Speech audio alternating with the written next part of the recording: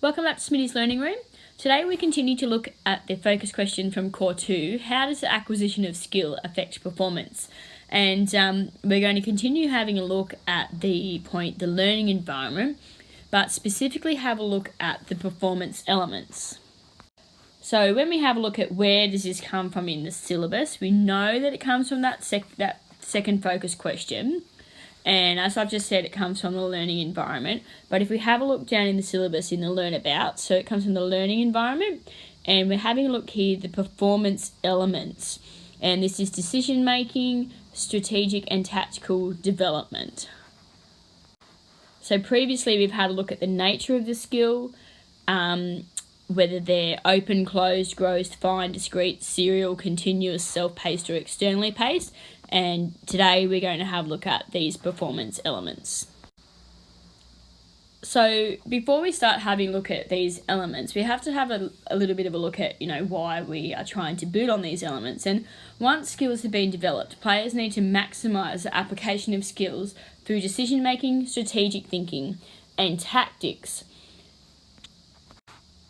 Now the fast paced, or even if it's a more beginner nature, a slower paced game, basically automatically dictates the fact that we have to make decisions when we're playing sport, and that skills have to be executed or displayed within split seconds of the game. And so therefore we really need to have a think about how do we enhance decision making and strategic thinking and tactics, and at what stage of learning can we enhance these, and what does it look like?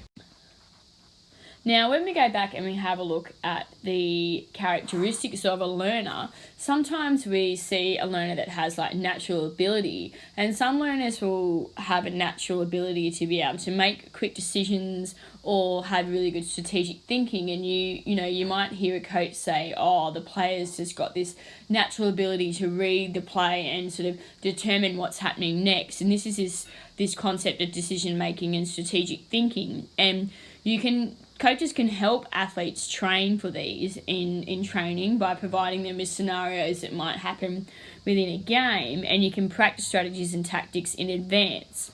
And obviously these are predetermined, and sometimes within a closed environment, it can still assist the athlete to try and make the decisions a bit quicker when they're faced with this sort of situation in a sporting match. A little bit similar to you guys studying for your HSC and practicing HSC questions in preparation for what you might experience in a HSC exam. So we start by having a look at decision making, and decision making happens during performance. It happens during every aspect of life, every day, and it can be improved by exposure to demonstrations or good decision making, by practicing game-like scenarios and exploring various options of play during training. So a good coach will actually demonstrate positive decisions made on the field.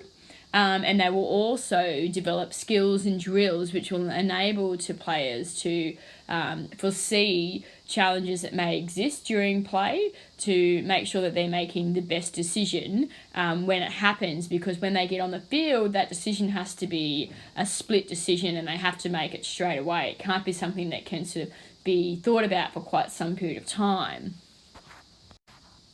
So the next two performance elements we have a look at are strategy and tactics. Now, it's kind of hard to explain the difference between the two, but strategy is a method which is used to achieve a goal. So, for example, winning, a season, or to try and set times and achieve a personal best, or, what should be done in order to achieve these. Whereas if tactics are used to gain an advantage over the opposition, and tactics are usually concerned with the game sense and decision making.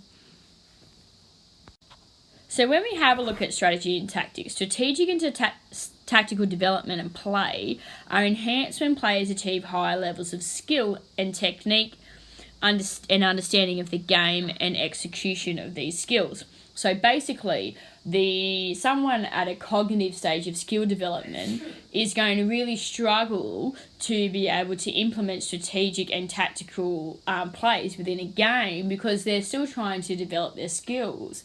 Whereas if someone at the associative or the autonomous stage of skill development will actually be able to apply strategies and tactics, and those players or athletes at the autonomous stage, it may just sort of automatically happen, and that's when it starts to look like a natural ability, or they just know because they have that really high level of decision making skills, and can foresee tactics that might actually be useful within the game.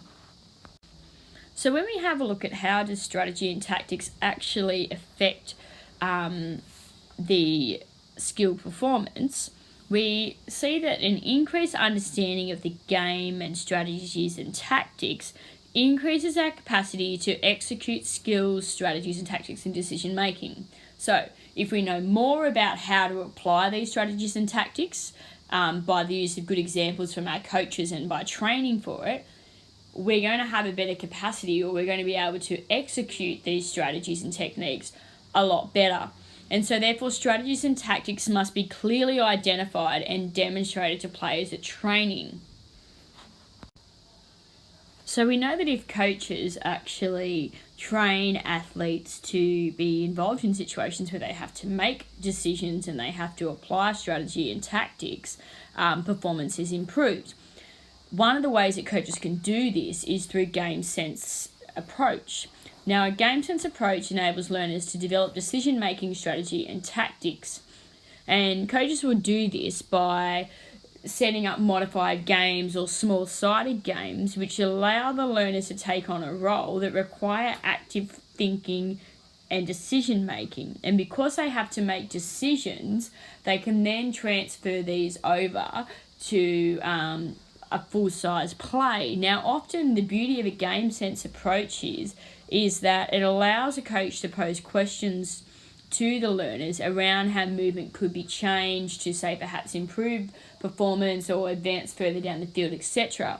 Another really good advantage of the game sense approach is it doesn't necessarily matter how good an athlete's skill level is. So the game sense approach can actually be applied across the cognitive, associative, and autonomous stages of skill development, because players are able to develop these decision-making skills at the same time as developing skills, because the concepts of small-sided games and modified games often mean that the rules are a little bit different sometimes from the full-size games, or even just the size of the field are different, but the concepts of the game stay the same.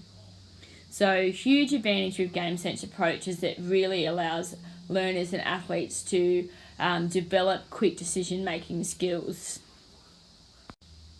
So when we sum up the performance elements, we look at the fact that when skills are being developed and they've been developed to a high level, or if they're going to be developed and coinciding with the performance elements through game sense, we're promoting decision-making, strategic thinking, and tactics. So there are 3 performance elements that you need to remember and refer to for this dot point.